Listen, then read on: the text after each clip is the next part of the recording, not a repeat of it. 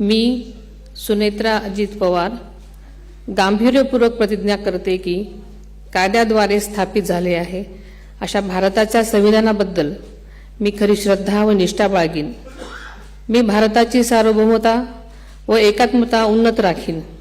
मी महाराष्ट्र राज्याची उपमुख्यमंत्री म्हणून माझी कामे निष्ठापूर्वक व सद्विवेक बुद्धीने पार पाडेन आणि संविधान व कायदा यानुसार सर्व तऱ्हेच्या लोकांना मी गांभीर्यपणे व निपक्षपातीपणे तसेच कोणाच्याही विषयी ममत्वभाव किंवा आकस न बाळगता न्याय वागणूक देईन।